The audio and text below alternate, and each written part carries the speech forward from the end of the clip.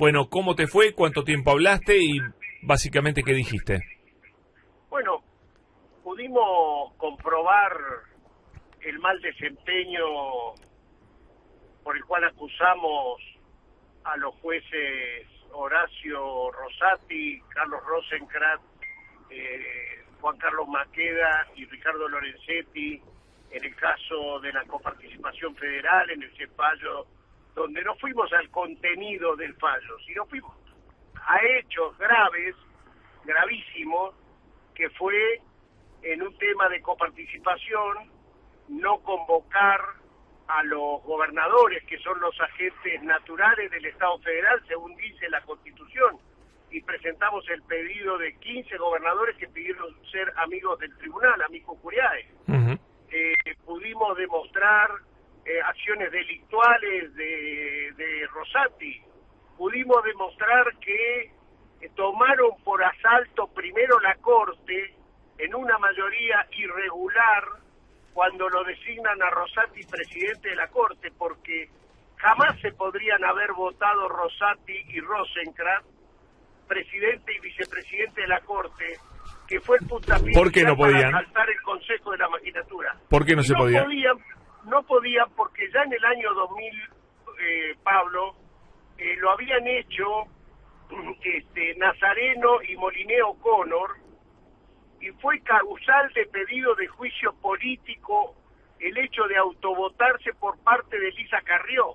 Mira. Hoy leí el dictamen firmado por Elisa Carrió, que no, ¿por qué cuestiona ella que el presidente y el vicepresidente de la Corte no pueden autovotarse? En aquel tiempo fue una mayoría de 5-4. Si no, pero decime una cosa, Eduardo, pero si Elisa Carrió pidió el juicio político de Nazareno por ese tema, tendría que haber pedido el de Rosati también por este mismo tema. Bueno, ahora vamos a ver, mirá, con mucho respeto quiero decir, Pablo, yo tengo expectativas que en jueves que viene, cuando se trate la admisibilidad de los casos, ¿no? Hoy debo decir que fue una sesión ejemplar. ¿Hoy no habló Pablo Oliveto? Hoy habló Pablo Oliveto, habló ¿Y qué muy dijo? bien, fundamentó por qué acusan a Ricardo Lorenzetti, y inesperada aliada, ¿no? En todo este tema, Carrió. No, bueno, a ver, se trataron todos los proyectos que había en la Comisión de Juicio Político. Está perfecto. También hablaron particulares, hablaron asociaciones de abogados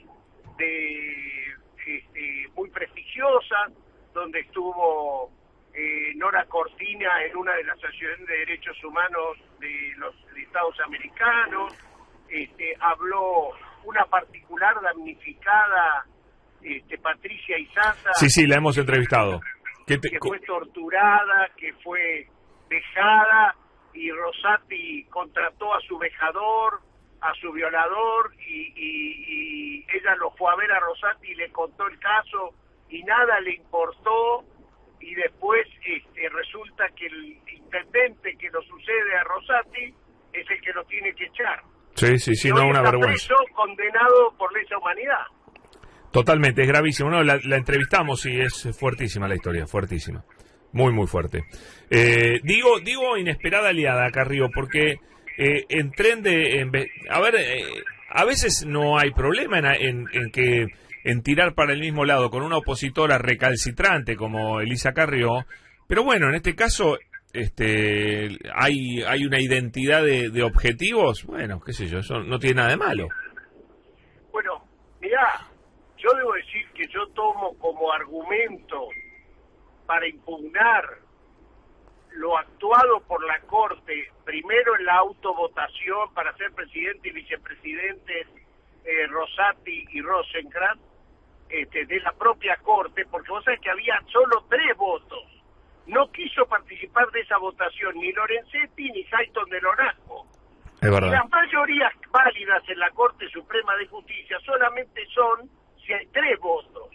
Pero acá, de los 3 votos, solo valía uno, el de Maqueda, porque no podían autovotarse por falta de ética quien resultara presidente y vicepresidente. Por eso, en el año 2002 fue una de las causales del juicio político a Nazareno y a Moliné. Y ese dictamen está firmado por Elisa Carrió. Entonces, siempre esas, se supone, le hablo al abogado Pablo Dugan, que esos hechos, esos actos, o forman jurisprudencia o forman doctrina. Entonces, yo espero que la coalición cívica, cuando nosotros dictaminemos sobre el asalto que yo denomino al Consejo de la Magistratura, primero apoderándose de la Corte Suprema de Justicia y después hacer resucitar una ley que estaba muerta y violando todos los deberes de funcionarios públicos, porque las leyes solamente las pueden hacer resucitar el Congreso de la Nación, nunca el Poder Judicial.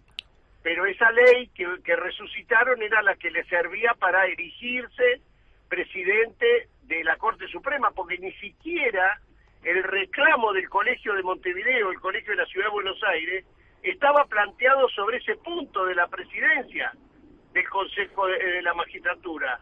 Nunca cuestionó la acción del Colegio de Montevideo, la presidencia, que siempre plantearon ellos en forma rotativa, porque se hablaba del equilibrio de los estamentos que representan el Consejo de la Magistratura. Ahora, ¿qué hizo Rosati?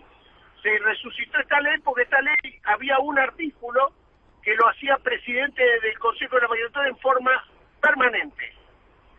Entonces, esto es lo que yo digo, ahí incurre hasta en delitos por no haberse excusado. Sí.